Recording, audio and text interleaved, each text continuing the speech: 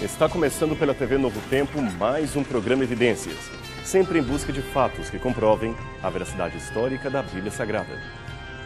Recentemente, o mundo foi surpreendido por uma notícia bombástica. O Papa Bento XVI estava renunciando de seu cargo. Com voz calma, ele leu para os poucos presentes a sua carta redigida em latim, onde dizia renunciar por questões de saúde e para o bem da própria Igreja. Em pouco tempo, um novo conclave foi convocado e depois da fumaça branca e o tradicional anúncio de Habemus Papam, um novo pontífice é apresentado ao mundo.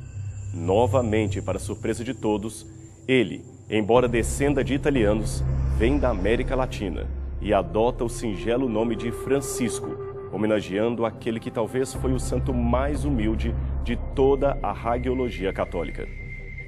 Assim, separamos este programa de hoje para contar para você um pouco da história dos papas. Afinal, como surgiu o papado? Seria verdade que Pedro foi o primeiro dos papas?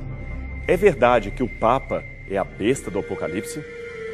Antes, porém, de responder a essas perguntas, precisamos fazer alguns esclarecimentos. Em primeiro lugar, nada é mais infernal no mundo do que o ódio entre os seres humanos. E nada é pior do que o ódio em nome de Deus. E olha que os maus exemplos, infelizmente, podem ser vistos em todos os lados, ninguém está excluído. Vemos crentes desrespeitando imagens e ícones católicos, às vezes párocos impedindo reuniões evangélicas no bairro de sua paróquia.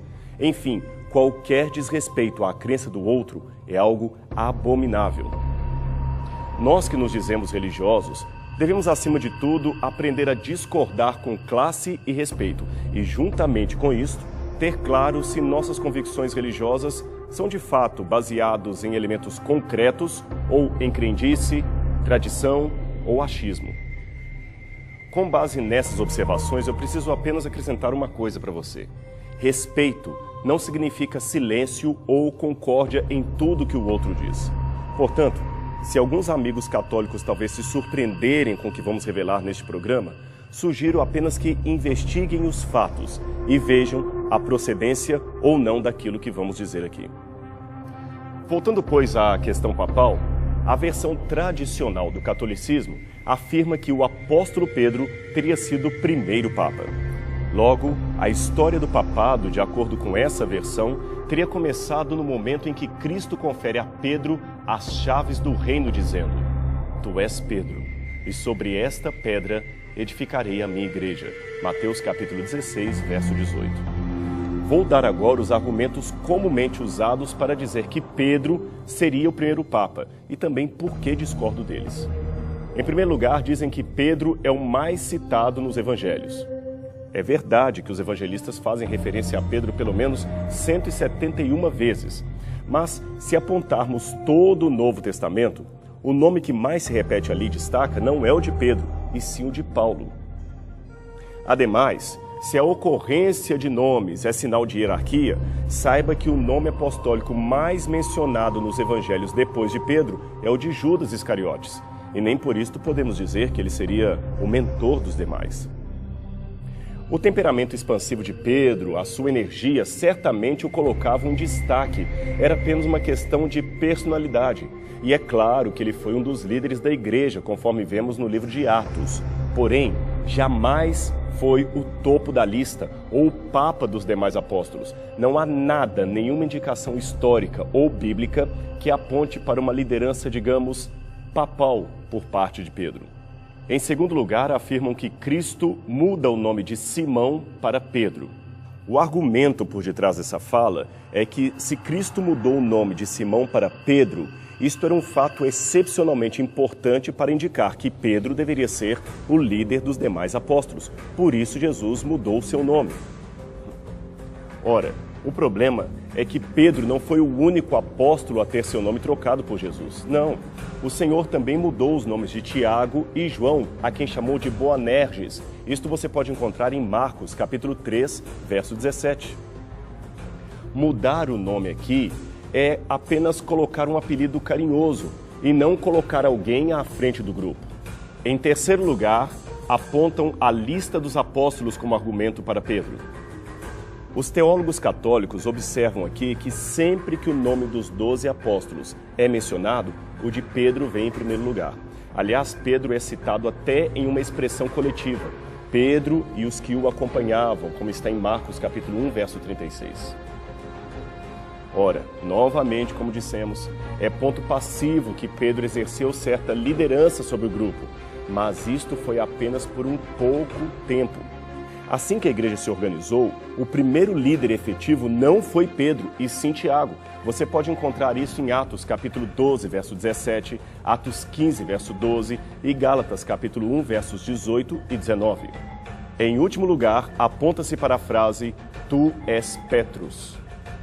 O contexto desse argumento está aqui. Jesus dirige-se a Pedro, após a sua maravilhosa profissão de fé, que dizem os homens de mim? Que dizeis vós? Aí Pedro responde, tu és o Cristo, o Filho do Deus vivo. E Cristo então confirma a sua promessa. Bem-aventurado és Simão Bar-Jonas, porque não foi a carne e o sangue que a ti revelou, mas sim meu Pai que está nos céus. E eu digo que tu és Pedro, e sobre esta pedra edificarei a minha igreja, e as portas do inferno não prevalecerão sobre ela. E eu te darei as chaves do reino dos céus, e tudo o que ligares na terra será ligado também nos céus. Mateus capítulo 16, versos 16 a 19. Portanto, a ideia aqui é a de que Pedro seria a pedra sobre a qual Jesus edificaria a sua igreja, isto é, a Igreja Católica.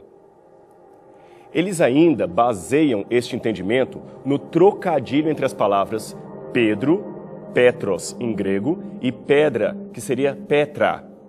Assim, Pedro seria a pedra, isto é, o cabeça dos demais apóstolos e da igreja cristã. O problema com esta interpretação é que, embora não saibamos ao certo qual o jogo de palavras que Jesus teria originalmente usado em sua fala, porque, afinal de contas, ele falava aramaico, existe no Novo Testamento uma grande diferença etimológica entre a palavra grega Petros e Petra. Petros, ou Pedro, refere-se a um pedregulho, uma pedrinha qualquer, enquanto Petra é uma rocha sólida. Note também que Jesus não disse, sobre ti, Pedro, edificarei a minha igreja, mas antes, sobre essa pedra edificarei a minha igreja. Noutras palavras, o que Jesus quis dizer foi o seguinte, Pedro, eu sei que você é sincero, mas você é apenas um pedregulho. Contudo, a minha igreja eu edificarei sobre essa rocha sólida, muito maior do que você. Interessante que o próprio Pedro, talvez se lembrando desse episódio, falaria posteriormente dos crentes, isto é, da igreja, como sendo um edifício de pedras que vivem alicerçadas sobre a pedra viva, que é Cristo Jesus, e não o próprio Pedro. Isto está em 1 Pedro, capítulo 2, versos 1 a 10. E Paulo, diga-se de passagem, segue na mesma linha, como você pode ver, por exemplo, em 1 Coríntios, capítulo 3, verso 11. Leia esses textos com calma. Outro problema com essa interpretação tradicional católica é que não encontramos nenhuma vez nos evangelhos Cristo indicando aos demais apóstolos que Pedro seria o seu líder. Pelo contrário, o Salvador sempre deixou claro a igualdade hierárquica entre os 12. Em Mateus capítulo 23, versos 1 a 12, ele adverte que não aceitassem ser chamados de pai, porque só Deus é pai. Curioso que, contrariando isto, o líder da igreja se autodenomina Papa, que é justamente pai em latim. E também que não aceitassem ser chamados de guias da igreja, porque Cristo é o único guia. Novamente, o clero se denominou por muitas gerações o supremo guia espiritual e teológico dos leigos. Indo para a questão das chaves dadas a Pedro com a ordem de ligar e desligar no céu e na terra, questão esta tão valorizada na iconografia católica, isto é facilmente compreendido se entendermos em outras passagens que este mesmo elemento é conferido a todos os discípulos de Cristo e não apenas a um deles. Veja, por exemplo, Mateus capítulo 18, verso 18, João 20, 23, Apocalipse 1, 18, etc. Quanto àquela famosa passagem de João 21, verso 15, quando Jesus pede a Pedro que apacente as suas ovelhas, novamente, este pedido também é estendido, em outros textos, a todos os membros do grupo. Veja, por exemplo, 1 Pedro, capítulo 5, versos 1 a 4. Pedro nunca se considerou um chefe supremo ou um papa da igreja, nem em Roma, nem em qualquer outra parte do império. O mesmo se pode dizer de Lino e Clemente, os seus dois imediatos substitutos na cidade de Roma. Nenhum deles jamais arvorou para si o título de papa ou líder supremo da igreja. É uma pena que, por questões de tempo, eu não terei como tratar em detalhes o que chamamos em teologia de patrística, isto é, o que os primeiros pais da igreja escreveram a esse respeito. Mas eu posso pelo menos afirmar que as passagens geralmente citadas para dizer que os pais da igreja reconheciam Pedro como o primeiro papa são geralmente passagens controvertidas e fora de contexto. Eu vou dar apenas um exemplo para você do que eu quero dizer. O famoso Santo Agostinho de Hipona, um dos teólogos mais respeitados da igreja, negou veementemente que Jesus se referia a Pedro quando disse: "Sobre esta pedra edificarei a minha igreja". Mas alguns teólogos mostram diversas passagens escritas por Agostinho, onde ele aparentemente estaria validando a interpretação tradicional de ser Pedro a pedra onde Cristo edificou sua igreja. Mas, geralmente, esses colegas teólogos, de quem discordo com muito respeito, não informam que no final de sua vida, Agostinho escreveu uma obra em latim chamada Retractationes, isto é, reelaborações, onde ele esclarece e corrige algumas de suas declarações prévias que não foram bem compreendidas por alguns leitores. E ali, ao falar de Pedro, ele esclarece no livro 1, capítulo 20 ou 21, dependendo da versão, no verso 1, que apesar da má compreensão de muitos, para ele, Agostinho, a pedra na qual a igreja fora fundada era Cristo e nunca Pedro. Isso está claramente lá, pode ser conferido inclusive no original latino da obra. É só olhar para confirmar. Aliás, esta mesma informação pode ser encontrada também nesta antiga edição católica da Bíblia de Figueiredo, lançada em Lisboa. Então, se Pedro não foi o primeiro papa, quem foi? Como começou esse sistema papal? No segundo século depois de Cristo, a igreja estava mais organizada e começou a haver mais destaque para líderes locais, geralmente anciãos que cuidavam de uma pequena congregação de fiéis. O respeito adquirido por esses líderes era proporcional ao tamanho da cidade onde a sua congregação estava localizada. Então criou-se com o tempo uma hierarquia entre os anciãos ou líderes locais e os mais respeitados eram aqueles, é claro, que tinham uma cidade maior. Esses passaram a ser mais reconhecidos. Eles foram então chamados de episkopos, um termo grego que literalmente quer dizer aquele que vigia sobre os demais.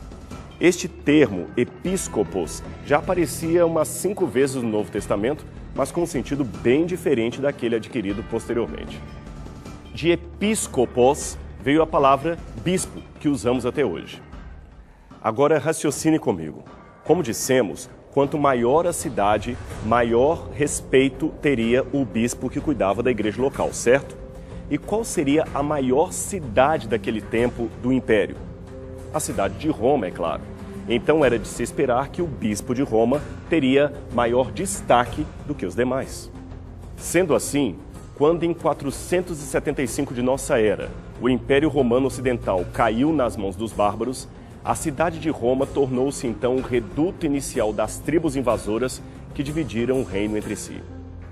Ocorre que muitos desses povos invasores, como os germânicos que conquistaram primeiramente a região fronteiriça do rio Reno, eles tinham sido contactados previamente por missionários cristãos, pregadores especialmente da Capadócia, e estes bárbaros haviam se tornado conversos ou pelo menos simpatizantes do cristianismo. Com isto em mente, eles pouparam a instituição cristã e até lhe deram certa autonomia. Agora, é importante dizer que entre o século II, que mencionei anteriormente, e estas invasões bárbaras, houve, entre uma coisa e outra, no IV século, a marcante figura deste imperador. Seu nome, Constantino o Grande, o homem que unificou a Igreja e o Estado imperial. Como parte de uma grandiosa estratégia política, Constantino parou de perseguir os cristãos, deu salário para os bispos da igreja, financiou a construção de basílicas e, pretensamente, afirmou ter se convertido a Cristo. Segundo ele, a cruz de Jesus aparecera como um sol durante uma caminhada para uma batalha, e o próprio Cristo lhe deu o sinal da vitória. In hoc signo vinces, teria dito Cristo, que em latim quer dizer, sob este símbolo vencerás. Então uma mescla de simbolismo cristão e romano começou agora a aparecer em todas as partes do império.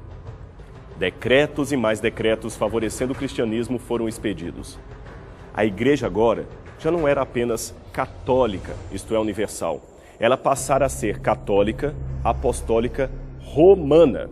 E o bispo de Roma era o que mais ganhava com esta situação.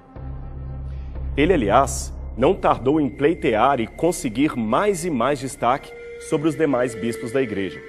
Houve uma luta acirrada entre os patriarcas para determinar qual teria a autoridade e a hegemonia sobre os demais. Vários fatores contribuíram para que tal posição ficasse com o bispo de Roma.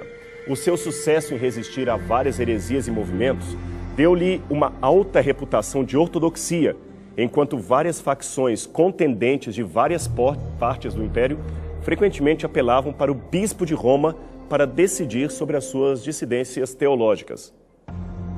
Já no final do segundo século, o bispo de Roma queria fazer valer a sua supremacia a qualquer custo. Um exemplo disto é o que fez Victor I. Ele orientou as igrejas orientais a celebrarem a Páscoa nos domingos. Não sendo atendido, tratou de excomungar os cristãos desobedientes. Depois disto, a partir do quarto século, o recurso a Mateus 16 a 19, se tornou cada vez mais frequente para fortalecer a supremacia do bispo de Roma, que, a partir de então, passou a ter exclusivamente o título de Papa. Assim, no ano 380 d.C., o imperador Teodósio proclamou o catolicismo religião oficial de Roma. E esse imperador deu tanta força ao Papa que ele mesmo foi, ironia das ironias, excomungado pelo bispo de Roma e obrigado a curvar-se perante as suas exigências. Às vésperas da morte de Teodósio, o Estado romano pela primeira vez reconheceu a existência de uma instituição cujo poderio superava a força do império, e vários imperadores seguintes confirmaram o mesmo ofício. Então, para completar os rumos dos bons ventos políticos, a Igreja foi a única instituição do Império Ocidental capaz de sobreviver à ocupação germânica, que mencionei anteriormente. Finalmente, em meados do VIII século, em meio a uma grande contenda política, o Papa apresentou um documento chamado Constitutum Donatio Constantini, ou Doação de Constantino. Neste documento, o imperador Constantino havia supostamente passado para o Papa Silvestre I e todos os demais papas os seus títulos, as suas heranças, as suas terras, tudo o que ele possuía. O papado, então, seria oficialmente herdeiro do imperador Constantino. Embora hoje a maior parte dos historiadores considerem este documento falso, na época ele convenceu. E Roma católica, passou a ser dona de grandes extensões de terra em toda a Itália. Parte dessas terras é hoje o Estado do Vaticano. Estado, aliás, que foi devolvido à Sé Católica por ordem de Mussolini em 1929. Eu disse devolvido porque em 1798 o Papa Pio VI foi preso por ordem de Napoleão Bonaparte e a Igreja perdeu temporariamente os seus títulos de propriedade. Durante o tempo em que esteve com toda a força governando a Europa, afinal todos os demais monarcas temiam o poder da Cúria Romana, o papado, infelizmente, fez muitos estragos. Estragos estes que coincidem com profecias bíblicas acerca da apostasia e da chegada de um certo anticristo. Esse anticristo é representado em Apocalipse 13 como sendo uma besta fera, isto é, um monstro simbólico que surge do mar. Este poder, de acordo com o apóstolo Paulo, seria revelado em conjunto com a grande apostasia do povo de Deus. Isso está em 2 Tessalonicenses, capítulo 2, verso 3. Como esta é uma palavra pouco usada, deixe-me perguntar, você sabe o que é apostasia? Deixe-me definir o termo. Apostasia é uma palavra grega que vem da mesma raiz de apostasium, e ela quer dizer, segundo o dicionário, separação, divórcio, quebra de acordo. Assim, segundo o apóstolo Paulo, uma grande separação ou quebra de acordo aconteceria no futuro do cristianismo. E junto com isto, viria o anticristo. Você pode encontrar esta definição em várias passagens da Bíblia, como 1 João capítulo 2, verso 18, 1 João capítulo 2, verso 22, 1 João novamente capítulo 4, verso 3 e 2 João capítulo 1, verso 7. Todas essas passagens falam da vinda e da obra do anticristo. Novamente, a palavra anticristo é outro termo grego que significa aquele que opõe a Cristo, usurpando, tomando o lugar de Cristo. Um estudo sistemático da Bíblia e da interpretação mais antiga das profecias apocalípticas mostra que os cristãos primitivos sempre entenderam que este anticristo seria uma união perigosa entre a Igreja e o Império Romano. O que antes era oposto a Cristo, agora usurpa o seu lugar. Esta é a definição de anticristo. Ora, se a Bíblia diz que a rocha é Cristo, e a Igreja diz que Pedro é a rocha e os demais papas, você vê aí um exemplo de um homem tomando o lugar do mestre. Isto sim seria uma quebra de acordo conforme aquela profetizada por Paulo. Aliás, não é à toa que no documento de doação de Constantino, que já mencionamos, o Papa ali é chamado de Vicarius Filii Dei, isto é, o substituto do Filho de Deus, aquele que está no lugar do Filho de Deus. Uma outra passagem muito forte para mim é Daniel capítulo 7, 25. Ali diz que esse futuro poder também cuidaria em mudar os tempos, isto é, os calendários, e a lei de Deus, pois foi justamente isto que Roma fez, tanto em sua fase pagã quanto em sua fase papal. Ela criou uma espécie de calendário universal, fazendo com que os calendários bíblicos baseados na agricultura, na astronomia e nas festas religiosas fosse quase esquecido. Veja os meses do ano como os temos hoje. Eles são quase todos homenagens a imperadores romanos, como Júlio e Agosto, a Júlio César e Augusto, ou também a deuses romanos, como Marte, março, e Janus, janeiro. O mês de setembro, que lembra o número 7, passou nas mudanças romanas a ser o mês 9. O mês de outubro, que lembra o número 8, passou a ser o mês 10. Novembro e dezembro, que lembram respectivamente os números 9 e 10, passaram a ser os meses 11 e 12. Assim foi nas reformas julianas, feitas por Júlio César, e depois nas reformas gregorianas, feitas pelo Papa Gregório em 1582. A Páscoa, que no calendário bíblico era celebrada no dia 14 de Nissan, passou a ser fixada no domingo seguinte à lua cheia após o equinócio primaveril do hemisfério norte.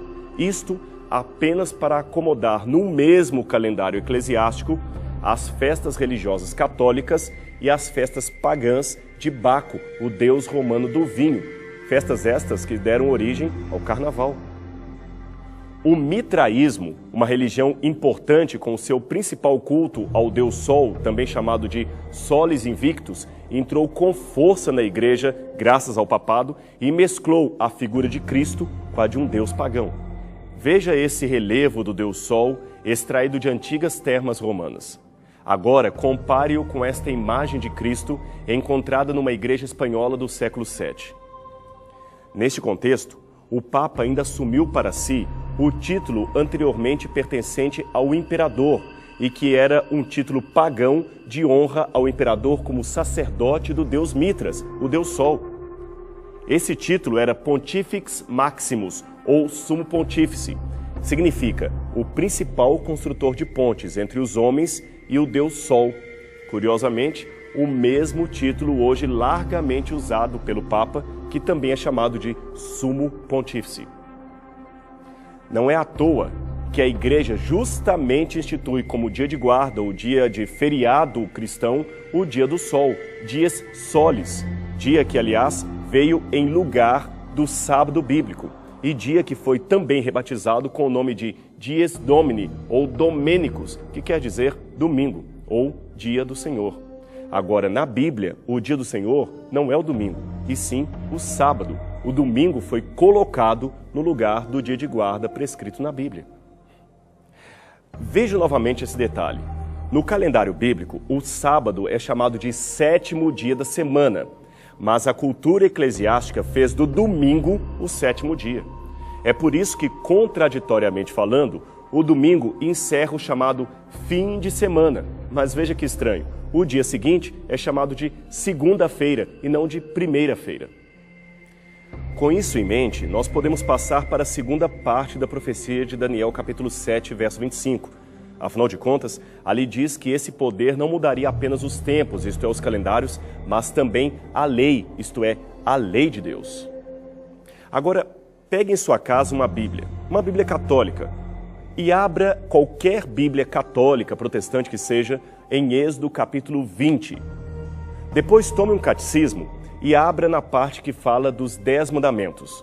Uma vez feito isto, compare os dois textos, da Bíblia e do catecismo. Você se surpreenderá ao ver como a igreja mudou arbitrariamente os 10 mandamentos, isto é, a lei de Deus. Eu poderia ainda falar muito mais coisas sobre o Santo Ofício, as indulgências, a Inquisição, mas eu creio que já dei informações muito fortes para você. Portanto, aqui vão as minhas considerações finais e eu gostaria que você prestasse bastante atenção nelas. Primeiro, não pense que esses assuntos que nós exploramos têm por objetivo endemonizar a pessoa física daquele que é eleito para ocupar o trono papal. De jeito nenhum. Certamente houve papas sinceros, devotos a Deus e papas desonestos, assim como existem também pastores verdadeiros e charlatães usando o mesmo título de pastor. O ponto aqui não é atacar a imagem de uma pessoa, mas expor com fatos históricos, bíblicos e proféticos as discrepâncias teológicas do regime chamado regime papal. E nesse ponto, talvez você se surpreenda com o que eu vou dizer. Não confie prontamente no que eu estou dizendo. Isto mesmo.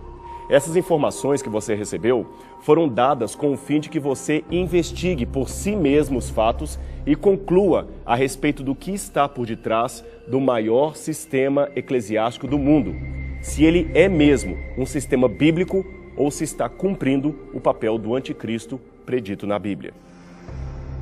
E com relação às pessoas que estão na Igreja Católica, deixe-me dizer que eu mesmo fui católico. E eu me ofendo profundamente quando um protestante ou evangélico sugere que eu só me converti quando abandonei o catolicismo. Isto simplesmente não procede. Preste atenção no que vou dizer para você. Eu era um católico muito bem convertido, tão convertido como hoje. O que os adventistas fizeram foi apenas dar-me a chance de conhecer verdades acerca do Deus que eu já amava e não sabia. E como eu, certamente há milhares, eu diria milhões de outros sinceros na Igreja Católica. A Igreja de Deus não pode se limitar aos contornos da minha própria religião, isto é, não são apenas os da minha religião que serão salvos. Antes, a Igreja de Deus é formada por sinceros de todos os credos e até por pessoas que não estão em credo algum. Eu tenho muitos amigos católicos cuja sinceridade espiritual eu jamais poderia negar. Eu não consigo sequer supor a ideia de chegar ao céu e não encontrar ali irmãos católicos como Madre Teresa de Calcutá, Irmã Dulce ou Francisco de Assis. Se esse pessoal tão caridoso e altruísta não foi verdadeiramente cristão, quem é que foi? Mas de uma coisa eu sei, a menos que haja duas verdades, e não há, eu tenho muitas vezes que optar entre o que diz a Bíblia e o que ensinam as bulas papais. E entre ambos, meus amigos, eu prefiro ficar com a Bíblia. Foi por essa razão que resolvi compartilhar com muita franqueza, mas ao mesmo tempo com muito respeito estes fatos para que você tome por si mesmo uma decisão ao lado da verdade. Pense com carinho a respeito do que eu falei. Ore a Deus. Seja fiel ao que diz a palavra de Deus. E a gente se encontra novamente aqui, tá bem? Semana que vem, na TV Novo Tempo, para mais um programa Evidências. Até lá!